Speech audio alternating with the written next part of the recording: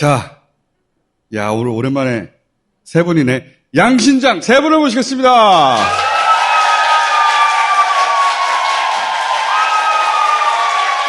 야.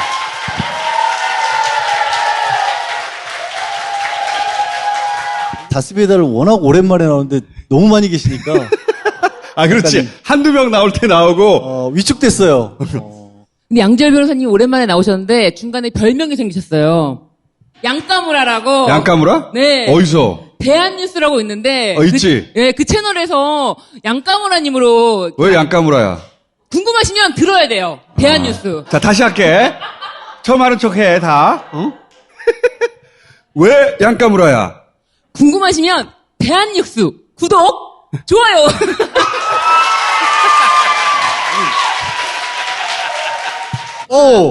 오랜만에 왔다고 이렇게 진짜 또 오랜만에 선물을. 오셨어요. 방청객들이 미리 먹어봤어요. 30년산을. 응? 오늘 처음 먹어본 사람. 자, 맛이 어때요? 뭔가 짠 것 같다 느낌이. 그렇게 하시면 안 짰는데 짠 것 같아. 자, 정말 정통 유럽의 맛을 느낄 수가 있는 거예요, 여러분. 네, 이거는 프랑스에 있는 브랜드예요. 메종 브레몽이라고. 이거 광고하는 날, 오늘 주문하셔야 돼요. 이거 트러플 올리브 오일이에요, 오늘. 오늘 특별히 트러플 올리브 오일을 여러분께 갖고 나왔습니다. 베이스로 네, 그걸 트러플. 깔고? 네, 트러플. 이거 굉장히 고급의 고급이에요. 전 솔직히 이렇게까지 고급으로는 추천드리지 않지만, 정말 내가 오늘 고급지고 싶다라고 하면은 30년산 이 발사믹에 대해서 아직도 모르시는 분들이 계시더라고요. 모르면 어떻게 한다? 먹어보면 된다. 발사믹이 쪼르륵 흐르잖아요. 30년산은요, 점성이 있어요. 딱 먹으면 풍미가 완전 입안을 압도합니다. 그러니까 저는 그냥 순식간에 얘기하는 동안 빵 3조각을 먹었습니다. 이걸 드시기 시작하면 메인 요리가 필요가 없어져요. 나 고기 싫어. 빵 더 줘. 이렇게 바뀝니다. 맞아요. 이게 30년산이기 때문에 가능한 거예요. 변호사들인데 사기꾼 같아. 진짜예요. 처음 먹어본 사람 중에 내가 제대로 표현할 수 있다. 아, 이거 하나 걸어야 되겠다. 30년산. 그 중에 그 묘사가 탁월한 분에게 맛 표현. 한 명 가져와 봐. 이거 경품으로 걸고 내가 물어봐야 되겠어. 사람들 눈빛이 달라질 거야, 아마.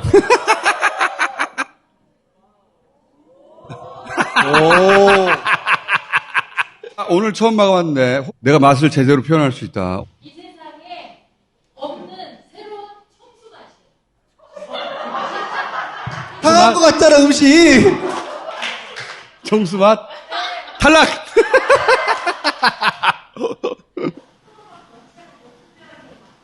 포도가 응축되어 있는 감칠맛이 있다. 포도맛 전체가 농축되어 있는 감칠맛이 있다. 나쁘진 않은데 웃음작으로는 또 아까 손 드신 분 있었는데? 예.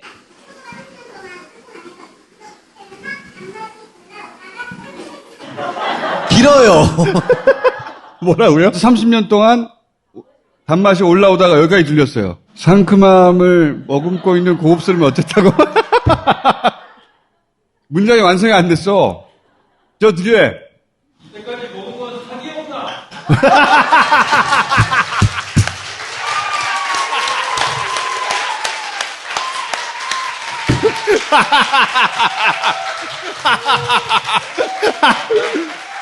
낙찰!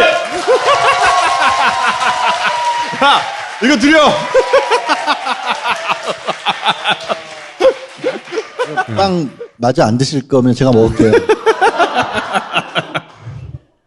오랜만에 나오셔가지고. 못 뵙는 양감을 동안에 하니. 식탐이 늘었어. 자, 오늘 하고 싶은 얘기는 한동훈 장관 취임했단 말이지. 그럼 무엇을 할 것인가? 이재명, 문재인을 때려잡을 것이다.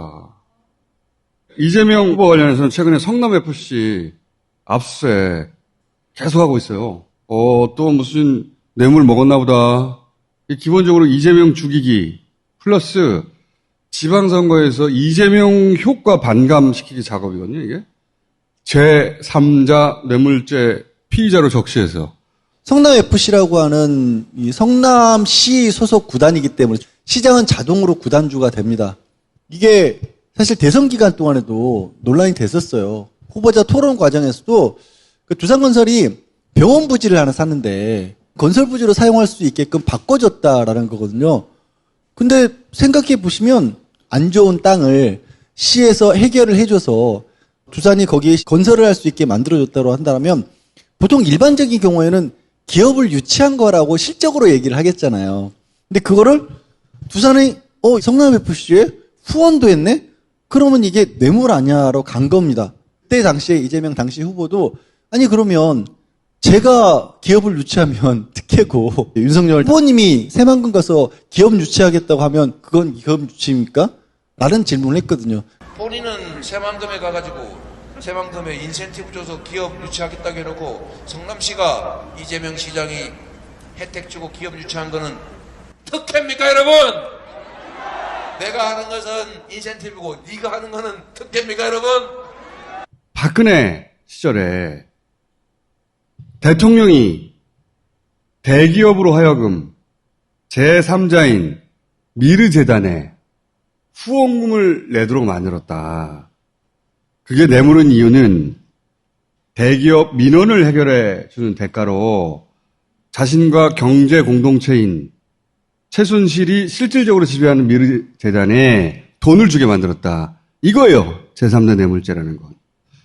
근데 국민의힘에서 처음부터 성남FC 건 가지고 이게 박근혜 최순실 국정농단 미르재단하고 똑같다. 그렇게 공격을 했거든. 그 말은 이재명 성남시장이 두산, 네이버 같은 관내에 있는 대기업으로 하여금 제3자인 성남FC라는 축구 구단에 후원을 하도록 만들었다. 그리고 거기서 대가가 기업들에게 지금 얘기한 그 건축 인허가 이런 걸 해결해 줬다. 이런 구도거든요.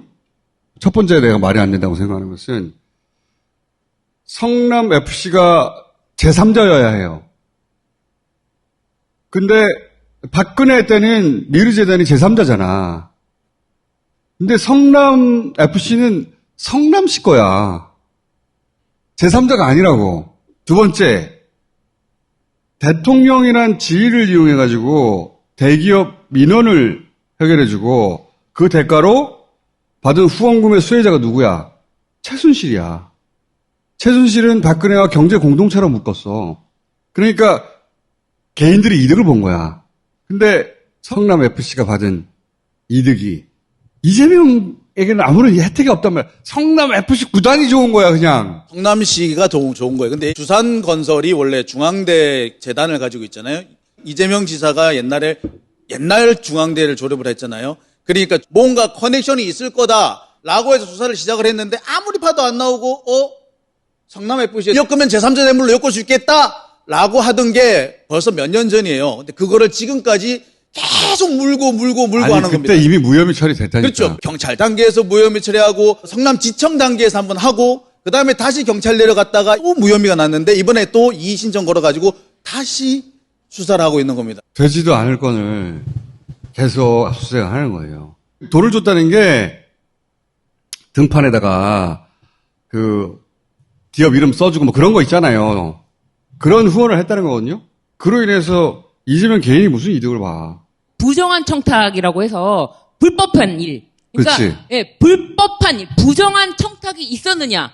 예를 들면 삼성에서는 불법 승계라는 그 현안이 있었고 불법 행위가 거기 개입이 돼야 되는데 그런 게 없는데 이걸 묶을 그게 수가 아까 없어요. 말씀드린 그 건이에요. 두산건설이 병원 부지를 샀는데 병원 말고 다른 걸 지으려고 했다. 만약에 뭐 자연녹지를 거기에 건설을 할 수 있게 해줬다. 그러면 그거 자체가 불법이잖아요.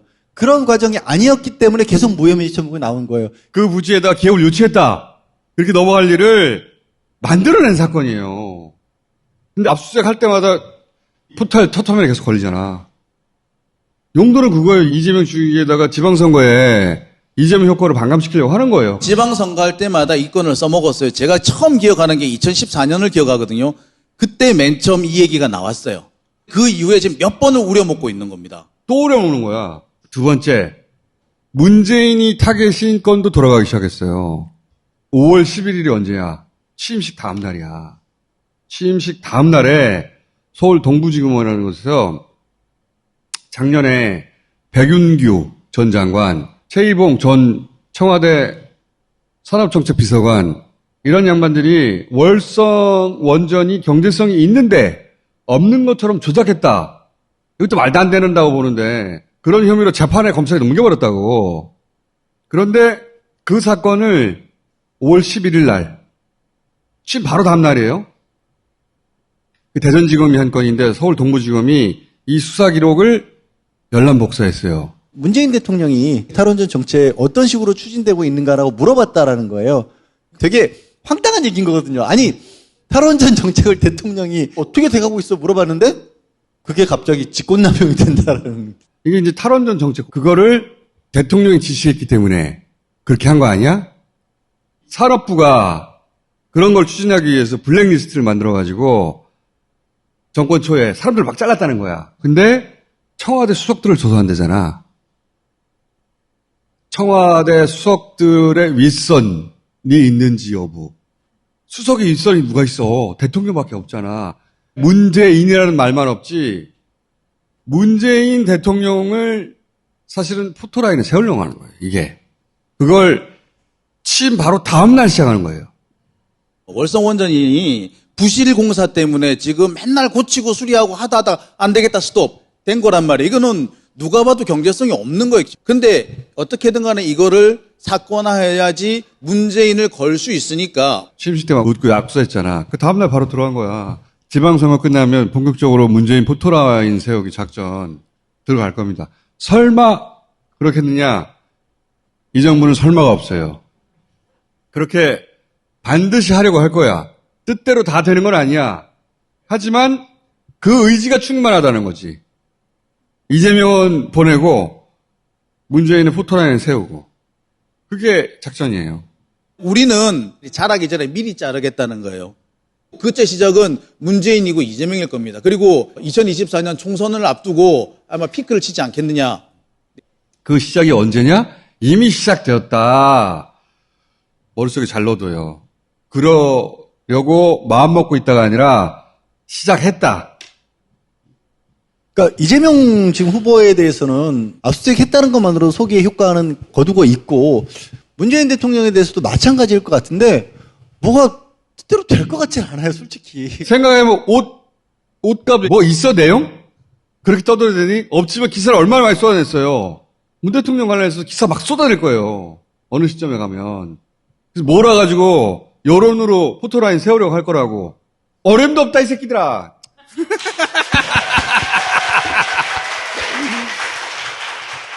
호락호락하게 우리 국민들이 그냥 그거 따라갈 상황은 아니잖아요. 그러니까 내가 지금 이 말을 하는 이유는 하고 당하지 말라는 얘기예요. 취임식 다음날 이렇게 할 줄 누가 알았어. 기사도 크게 안 나요 이런 거. 이게 이제 지방선거 다음부터 가속 페달을 밟을 거예요. 네. 이렇게 가속 페달을 밟기 시작해서 계속 뭐든지 물고 늘어질 거예요. 뭐 하나 좀 잠잠해질 것 같으면 새로운 거 물고 들어오고 또 새로운 거 물고 들어오고 안 되면 처음 했던 거 다시 한 번 더 리바이벌 해먹고. 2년 동안 선거가 없단 말이야. 총선 전에 이 작업을 끝내려고 이 시동을 취임식 다음날 걸었다니까. 출발했어요. 출발했다고 자기들 뜻대로 다 운전이 되는 건 아닌데 그랬다는 걸 정확하게 알고 있어야 된다고. 그리고 지방선거는 그런 의미가 있는 거예요. 뜻대로 다 안 된다는 걸 보여줘야 돼.